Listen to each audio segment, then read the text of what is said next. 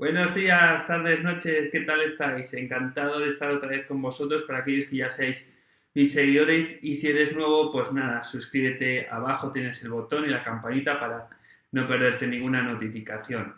¿De qué vamos a hablar hoy? Hoy vamos a hablar de lo que mucha gente está hablando últimamente, que es el halving de Bitcoin. ¿Pero qué es eso del halving, no? Bueno, lo primero que os recomiendo, si no habéis visto nada del tema de Bitcoin, es que veáis vídeos que ya hay en este canal, en mi canal de YouTube, explicando un poco cómo, en qué consiste la blockchain, la filosofía de la blockchain en general y Bitcoin, ¿no? Más concretamente. Cuando Bitcoin salió en el 2009, salió con una recompensa por bloque minado de 50 BTCs, Bitcoins, ¿no? Cuando diga BTC, me refiero, son las siglas de Bitcoin. Entonces, ya sabemos que un minero tiene unos costes que son evidentes, ¿no? Sobre todo costes energéticos, pero también de compra de aparatos de minería. Antiguamente, cuando salió Bitcoin allá por el 2009, se podía minar pues con un simple ordenador. Luego ya se requería de equipos de tarjetas gráficas, de vídeo, y ya finalmente en nuestros días no resulta rentable si no usas equipos hardware especializado en minería denominados ASIC, ¿no? Los oiréis hablar por ASIC. Entonces, lo que hace un minero, básicamente, un segundo, que ponga aquí un poquito más de luz. Lo que hace un minero es, pues bueno, conseguir resolver la prueba de dificultad, es decir, hallar el hash que cumpla con una serie de condiciones que son los ceros que tiene que ir en el hash por delante. Entonces, esto requiere de un consumo energético porque estaríamos hablando lo que se dice en programación de hallar un resultado por fuerza bruta, ¿no? Que es simplemente probar y probar y probar millones de combinaciones hasta dar con un resultado, en este caso el hash, que cumpla la condición determinada por la prueba de dificultad. Y bueno, pues esto evidentemente tiene un gasto energético y un gasto en equipo de inversión, ¿no? Y entonces los mineros, para que sostengan toda la blockchain, porque sin minería la blockchain no se sostiene, básicamente pues tienen que recibir una rentabilidad, tienen que ser incentivados. El algoritmo de consenso que Satoshi Nakamoto inventó tiene en cuenta esta incentivación, ¿no? Es un punto muy fuerte de su algoritmo.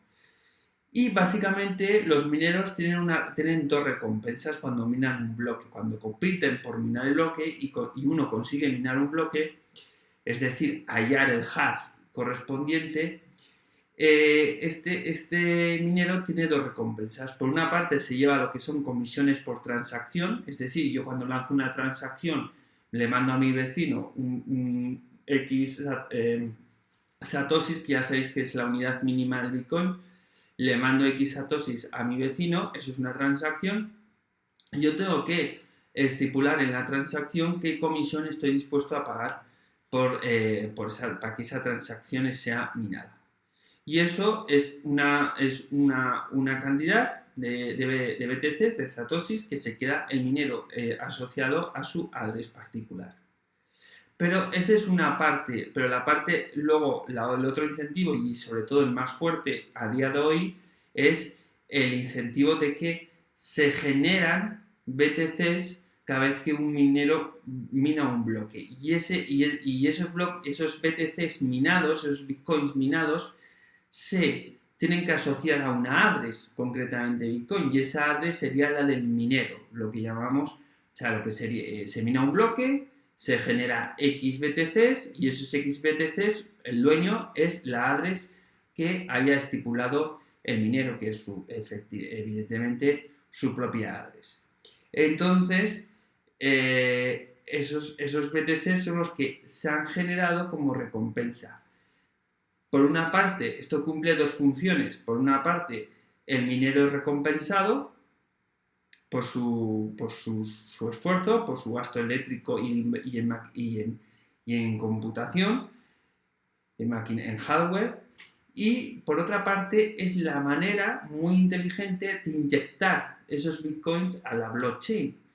Satoshi Nakamoto podría haber creado un supply. Un supply es la oferta, la cantidad de criptomoneda. Se podría haber de golpe, cuando hizo el primer bloque, se lo habría podido poner a él mismo y a partir de ahí pues que todo circulase y poco a poco se fuese diluyendo los bitcoins entre más propietarios. Pero no lo hizo así, su sistema era un sistema de ir proporcionalmente a lo largo del tiempo, inyectando de manera natural, por consenso, por el algoritmo, esos BTCs a la blockchain. Al final, hacia el 2140, se generarán 21.000 bitcoins, que es el máximo. A partir de ahí, los mineros, por consenso, dejan de apuntarse a sus cuentas cuando minan un bloque esa recompensa y, por lo tanto, no hay nuevos BTCs inyectados al sistema. 2140 es una fecha clave, serán los últimos BTCs inyectados en el sistema.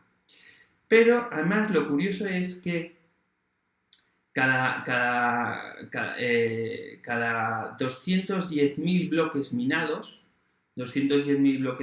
si queréis calcular el tiempo, pues simplemente es calcular que un bloque oscila más o menos en torno a 10 minutos para ser minado, pues sería 210.000 bloques por 10 minutos, obtendríamos los minutos, y de esos minutos, si luego lo divides entre 60, obtendrías las horas que generalmente transcurren en esos 210.000 bloques minados. Que quiero recordar que eran 30 y algo mil, no me acuerdo ahora de memoria. Entonces, cada 210.000 bloques, por protocolo consensuado por todos los mineros, cada 210.000 bloques se produce lo que denominamos un halving. ¿Y qué es un halving? Es que simplemente esa cantidad que se está generando y inyectando al sistema por cada bloque minado, que se apunta a la address del minero afortunado que ha podido minar el bloque, se reduce a la mitad. Cuando Bitcoin sale en el 2009, enero del 2009, los mineros tienen una recompensa de 50 BTCs por bloque minado.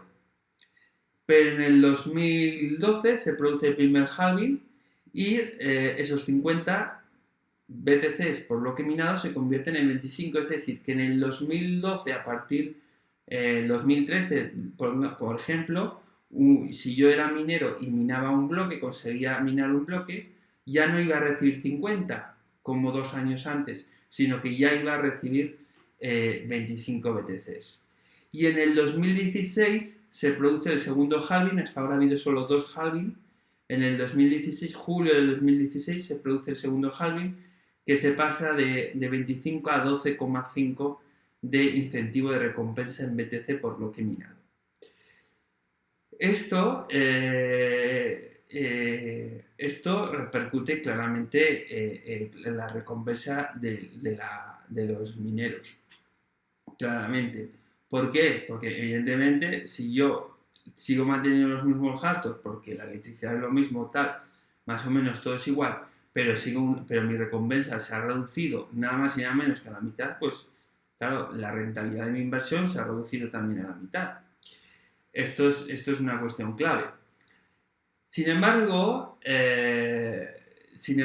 no quiere decir que el minero pierda obligatoriamente rentabilidad. Bueno, el minero, cuando se producen estos halving, lo que intentan es, pues bueno, como haría cualquier empresario en cualquier negocio, si los ingresos los tengo condicionados, determinados por el entorno, voy a intentar ser más rentable reduciendo los costes, siendo más productivo. Entonces, pues bueno, nuevas ASIC, traslado a países donde hace frío y la electricidad es más barata.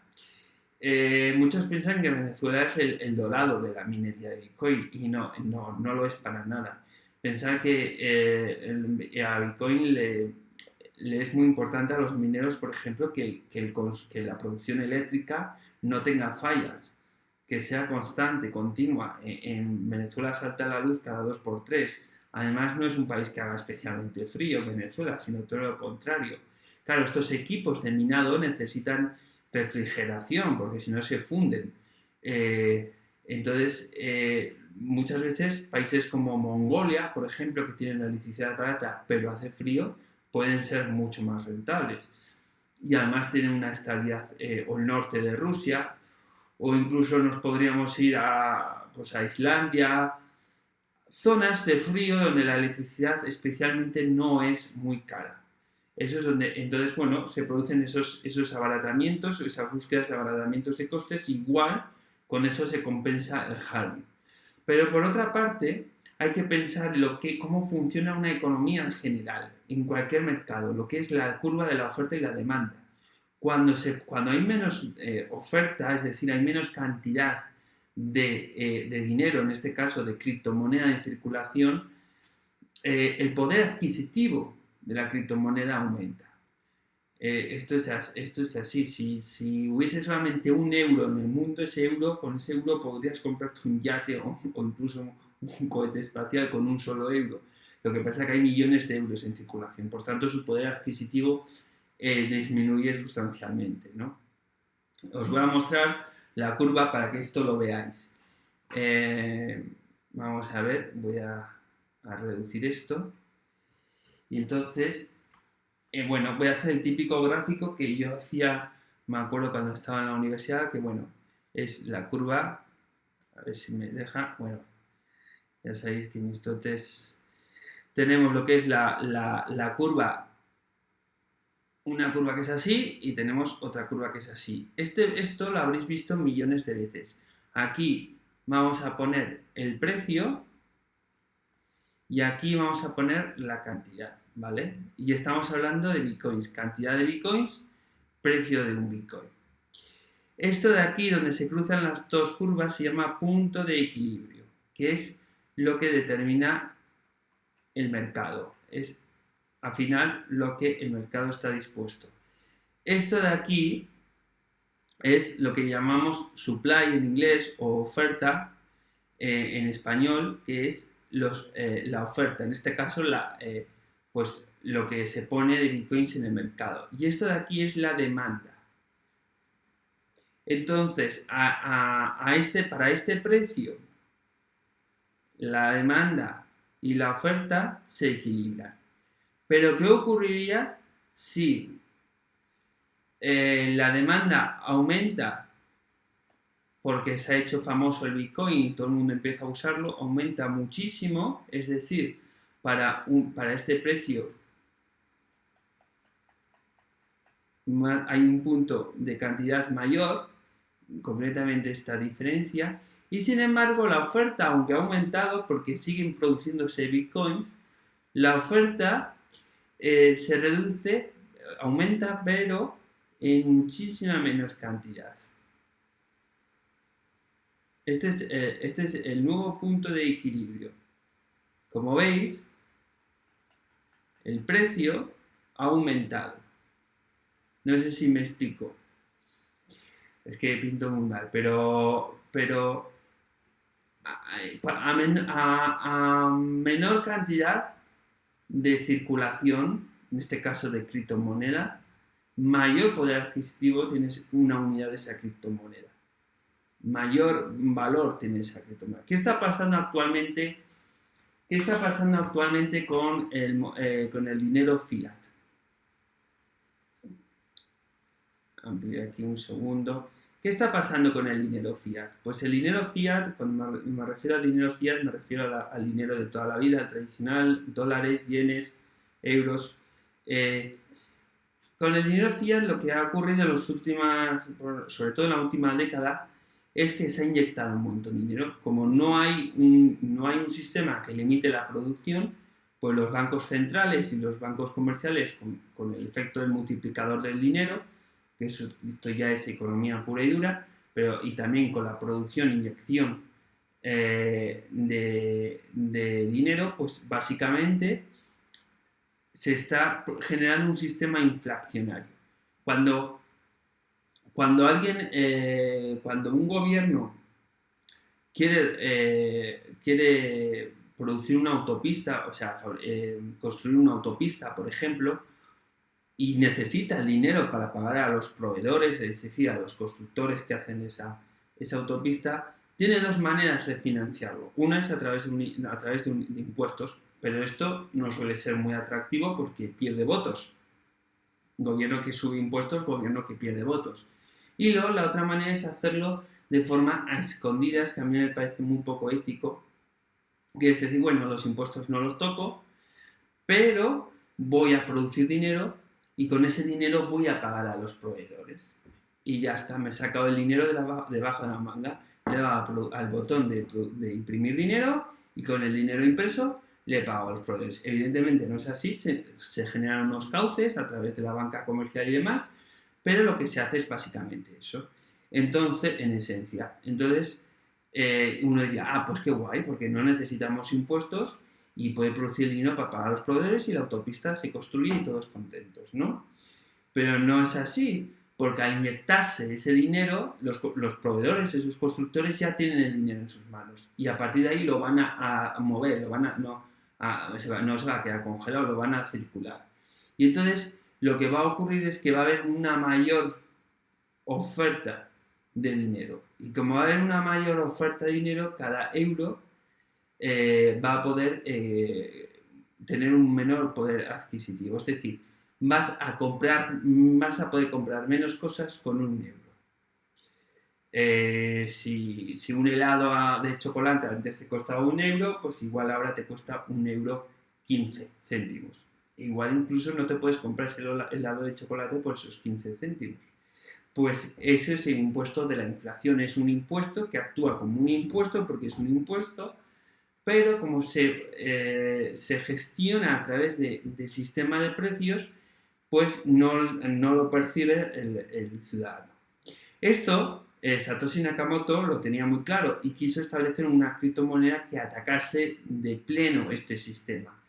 Y por ello usó un sistema deflacionario, es decir, cada 210.000 bloques se inyectan a la sociedad una cantidad, concretamente un 50% menos de moneda. Hasta que llega un momento en el que sea en el 2140, porque claro, como son cada X bloques, pues se puede calcular la fecha al 2140, donde ya ni siquiera se producirá un solo Bitcoin.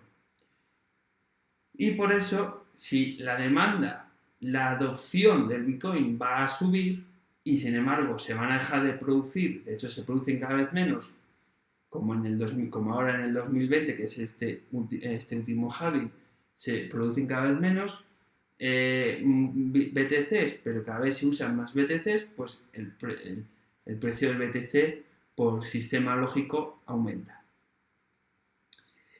Entonces, esto Satoshi Nakamoto lo tuvo muy en cuenta.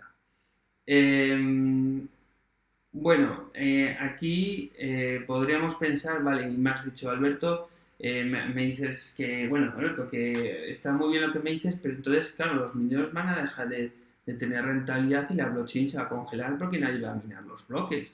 Y entonces, pues nada, tú mandarás una transacción y se quedará ahí en el limbo porque nadie la va a minar. No exactamente. Los mineros siguen teniendo el otro beneficio, que eso no se les quita por protocolo, que son las comisiones por transacción. Entonces son unas comisiones libres, el de libre mercado, libre negociación, podríamos decirlo. Si la demanda, el uso de Bitcoin se dispara, porque ahora mismo uno puede mirar las gráficas y decir cómo se está usando cada vez más Bitcoin, bueno, pero no es nada comparado con lo que se puede llegar a usar, pero nada de nada. Si se dispara el uso, o sea, a una adopción masiva de Bitcoins, del uso de Bitcoins como medio de cambio y reserva de valor, en ese caso habrá muchas más transacciones para ser minadas, habrá mucha más gente y empresas que quieran realizar transacciones sobre la red.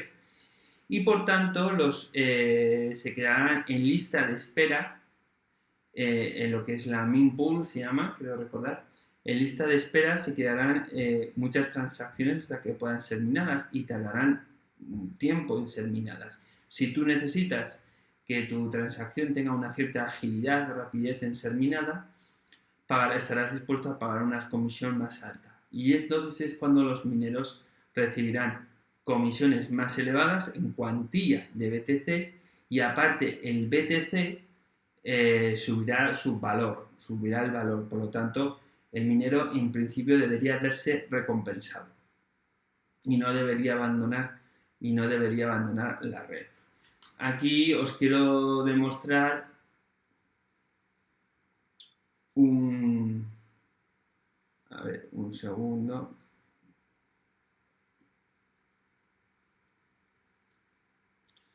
Aquí en el 2016, como veis, hay un pico, este pico de aquí.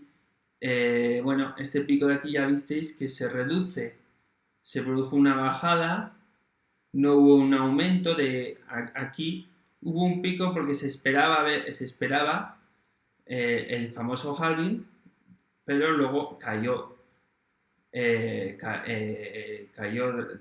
drásticamente lo que son el valor del BTC, pero luego subió, se disparó completamente, ¿no? O sea, lo que es, no el valor del BTC, perdonad, los beneficios, ¿por qué? Porque el valor a su vez del BTC subió mucho. Y entonces, pues bueno, ahí vemos que, por ejemplo, en el caso del 2016 no necesariamente implica una reducción de la rentabilidad. ¿Por qué? Porque, bueno, el valor del BTC aumenta y si a eso le sumamos un uso masivo de la blockchain de Bitcoin con millones de transacciones, pues evidentemente, el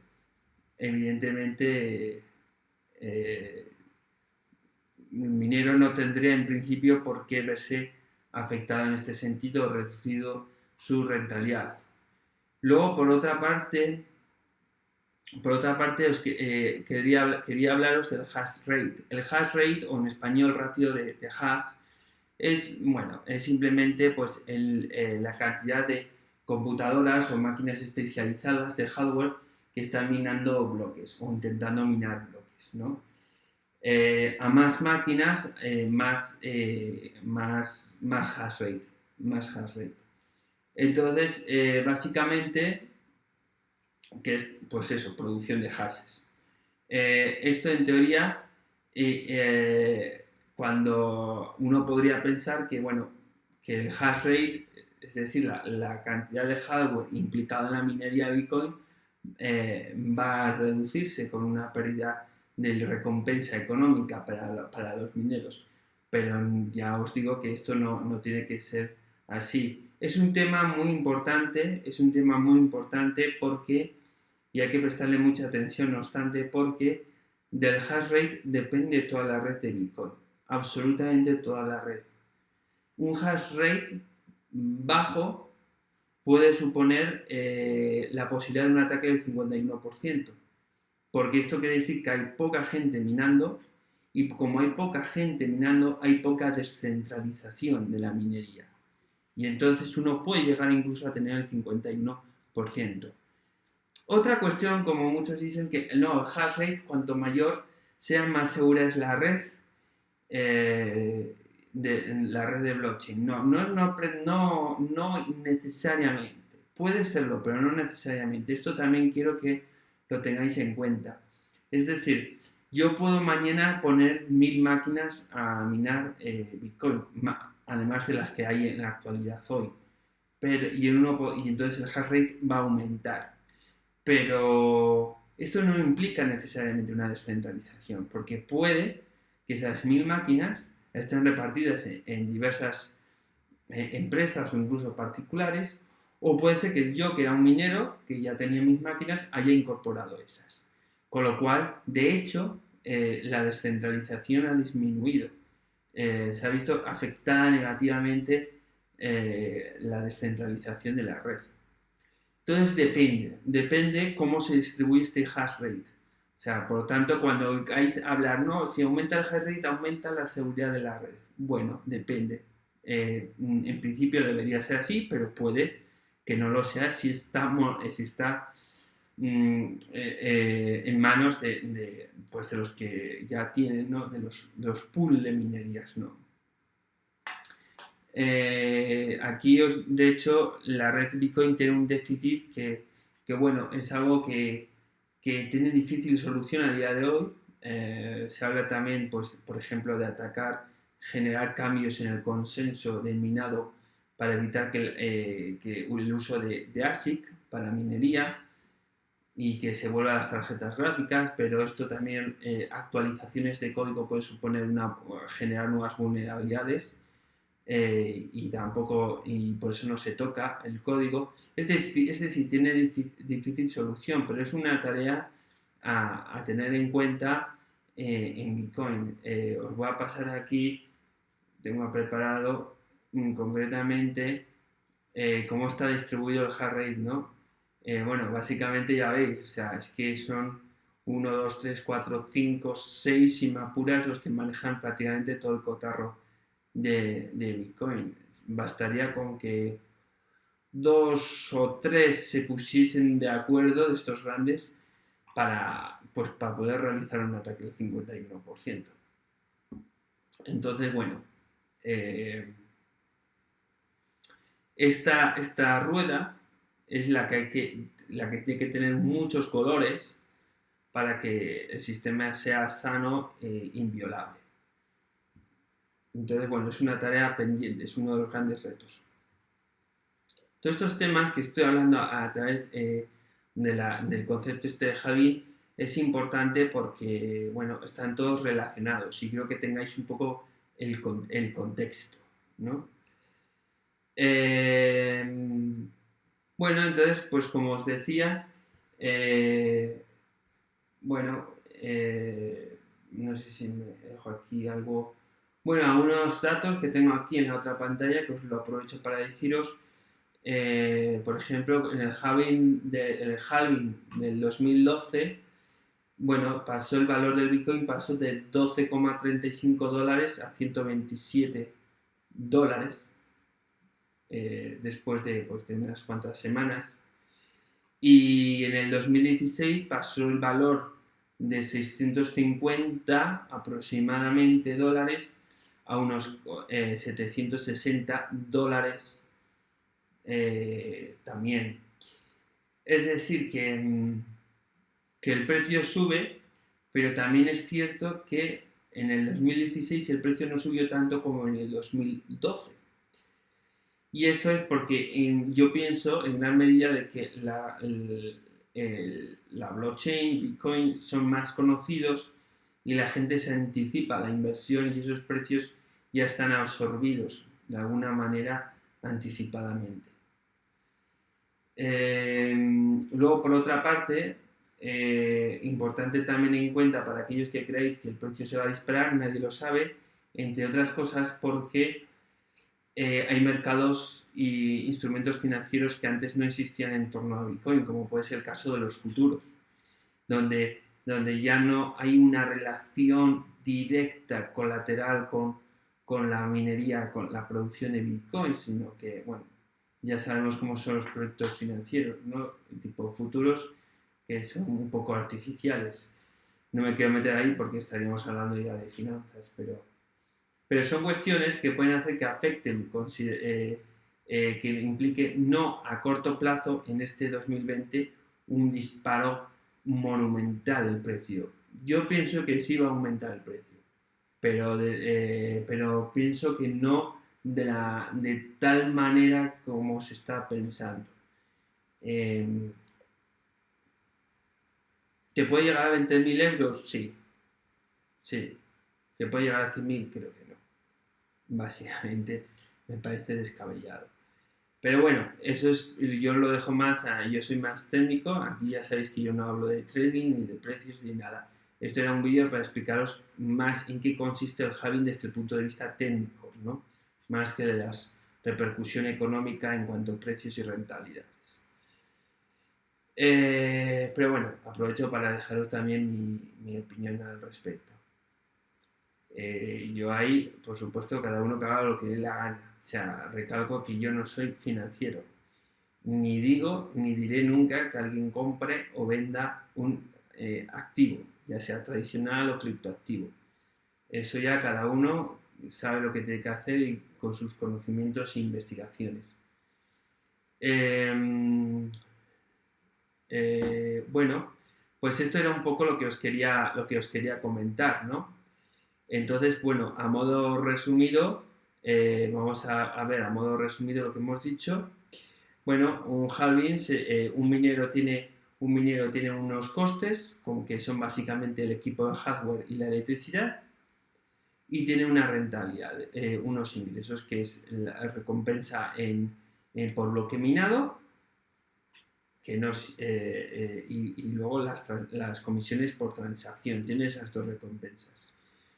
Lo que son las transacciones, las comisiones por transacción es un mercado, tú quieres que termine la transacción cuando me das a cambio, y lo otro va por algoritmo, por protocolo, que está en el mismo protocolo, o sea, es el protocolo de consenso de Bitcoin. Entonces, bueno, básicamente se empezó dando una recompensa de 50 BTCs en el 2009, en el 2012, pasados 210.000 bloques por protocolo, se reduce a la mitad. A este proceso de reducción a la mitad de 50 a 25, en este caso en el 2012, se denomina halving. Pasados otros 210.000 bloques, nos situamos en el 2016, donde hubo otro halving y se pasó de 25 a 12,5 BTCs. Y ahora en el 2020, quiero recordar que en mayo, se va a producir el tercer halving. Este halving, también pasados desde el 2016 esos 210.000 bloques, este halving pues va a reducir de 12,5, que era lo que recibía el minero en la actualidad, a 6,25, que es exactamente la mitad. Y así, paulatinamente, cada 210.000 bloques irá reduciendo hasta llegar al 2140, que será pues, la última recompensa, se producirá en ese año la última recompensa por bloque minado. A partir de ahí, los mineros recibirán exclusivamente las comisiones por transacción. Pero como se prevé, y yo creo que así Satoshi Nakamoto lo preveyó, lo vio para el futuro, una adopción masiva del uso de la criptomoneda Bitcoin, pues claro, el número de transacciones a minar se va a multiplicar por X mucho, y entonces la gente, como va a querer que sus transacciones sean minadas, sobre todo ya a nivel empresarial, van a subir las comisiones. Y por tanto no se tiene por qué ver reducida la rentabilidad del minero, porque se va a pagar más por minar transacción en concepto de comisión, y aparte el BTC, por el juego de oferta y demanda que os decía, va a subir el precio con la contrapartida en dólares o en euros, y bueno, y eso es lo que va a hacer que la rentabilidad en principio no caiga. Por otra parte, el minero también tendrá su trabajo a la hora de, pues bueno, invertir en maquinaria, en hardware más que consuma menos electricidad, etcétera. Y luego, pues en sus centros de producción de minado, estaría en países de consumo eléctrico bajo y ambiente frío. España, por ejemplo, es un mal país para minar bitcoins. ¿Por qué? Porque la electricidad es muy cara y no hace frío, más que un par de meses al año. Entonces, sobre todo de Madrid para abajo, fatal para minar bitcoins.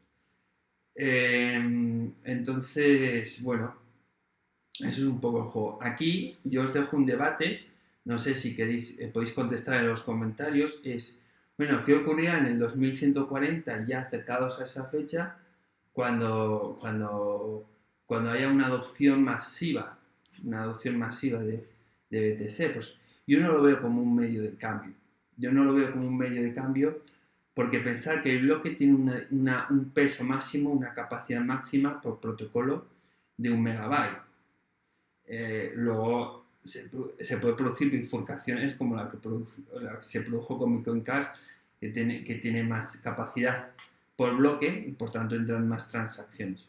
Pero el Bitcoin auténtico, digamos, el primero, tiene 1 mega por bloque. Por tanto, el uso masivo también va a estar condicionado por ese mega.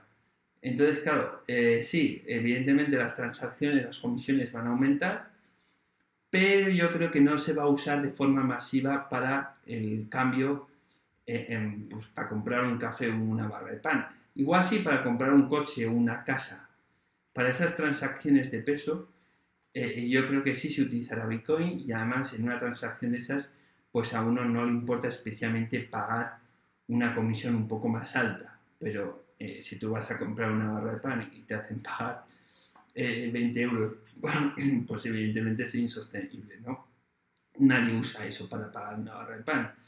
Te arruinas en 2 días. Entonces, bueno, ahí está un poco el debate. Yo no creo que Bitcoin... cuidado, estoy diciendo el Bitcoin de forma directa, con soluciones de escalabilidad a nivel externo. Puede darse el caso como Lightning Networks o sidechains también, que se use de forma indirecta la red de Bitcoin, pero directamente yo creo que no, que serán transacciones de mucho peso, transacciones patrimoniales, empresariales, pero no en el día a día, y se utilizará también bastante como depósito de valor. En cuanto a transacciones del otro tipo, pequeñas y muy a menudo, creo que Ethereum tendrá un papel más relevante en ese sentido. Pero bueno, ahí os lo dejo un poco a vuestra discusión. Nada, un saludo y espero que este vídeo os haya gustado, que os haya aclarado algún concepto que ahora se habla mucho de lo que son los halving, los famosos halving, y nada, y que os sea de utilidad. Venga, no me falléis, os espero en el próximo vídeo. Hasta luego.